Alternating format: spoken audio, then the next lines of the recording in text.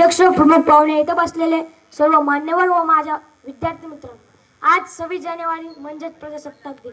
लहरतो तिरंगा अभिमानाने आज उंच आकाशी, उजळून आले रंग तयाचे प्रणाम आज एकमुखाशी. जगण्यास शिकण्याचा अधिकार दिला मजला ज्याने आज, जगण्यास शिकण्याचा अधिकार दिला मजला ज्याने आज. संविधानाचा करतो आदर, करुण मुजरा मानाचा त्यास, करुण मुजरा मानाचा त्यास. माझे पहिले वंदन मातृभूमीला, जिच्या कुशीतून अनेक क्रांतिकारकांनी जन्म घेतला. माझे दुसरे वंदन तिरंग्याला, तो भारतीय स्वातंत्र्याचा खरा साक्षीदार ठरला. माझे तिसरे वंदन शिव छत्रपतींना, त्यांनी स्वराज्याचे बीज मातीच्या कणाकणात आणि प्रत्येक माणसाच्या मनामनात पेरले.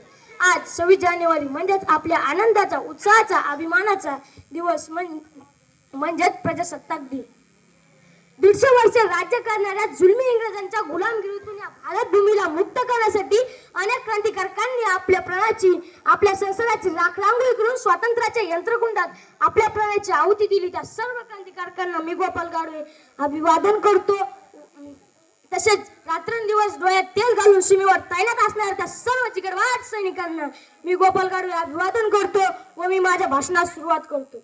मित्रांनो, आपण 15 ऑगस्ट 1947 रोजी स्वतंत्र झालो, पण आपण 26 जानेवारी हा सण का साजरी करतो?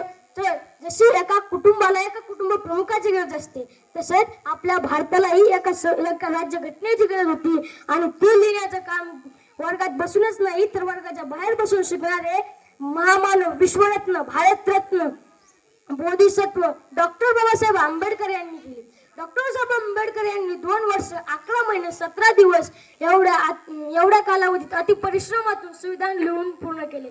नसेल नुसतं पुस्तक हा भारतीय ग्रंथच, नसेल नुसतं पुस्तक हा भारतीय ग्रंथच. समृद्ध संविधान बनले देशाचे सुज्ञ पालक, गुलामगिरी संपली, आले गणराज्य, सत्ताधारी झाले चालक आणि जनता बनली मालक, जनता बनली मालक.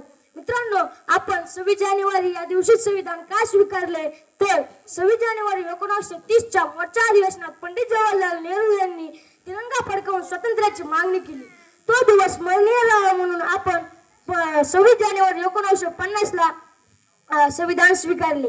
आता खऱ्या अर्थाने प्रजाती सत्ता आली. संविधानामुळे आपल्याला स्वातंत्र्य, न्याय, समता, बंधुता मिळाले. पूर्वी राजाचा मुलगा राजा व्हायचा, पण आता राजाची निवड मतपेटीतून होऊ लागली. बाबा साहब ने कलम उठाई तो संविधान बन गया.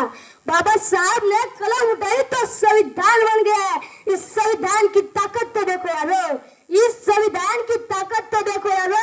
चाय बेचने वाला भी इस देश का पंतप्रधान हो गया, चाय बेचने वाला भी इस देश का पंतप्रधान बन गया. मित्रांनो, संविधानाने आपल्याला न्याय हक्क दिले आहेत, तसेच कर्तव्यही दिले आहेत. आजही देशासमोर अनेक समस्या आहेत. शेतकऱ्याच्या आत्महत्या, स्त्रियांवर होणारे अत्याचार, कुपोषणता, या सर्व समस्या सोडवण्याचे काम आपण केले पाहिजे. प्रत्येकाने देशासाठी जे जे जमेल ते केले पाहिजे. शेवटी जाता जाता एवढेच बनेल, त्या स्वातंत्र्यवीरांना करूया शत प्रणाम. त्या स्वातंत्र्यवीरांना करूया शत प्रणाम. त्यांच्या निस्वार्थ त्यागानेच तर भारत देश बनला महान, भारत देश बनला महान. धन्यवाद. जय हिंद, जय भारत. भारत माता की. डॉक्टर बाबासाहेब आंबेडकर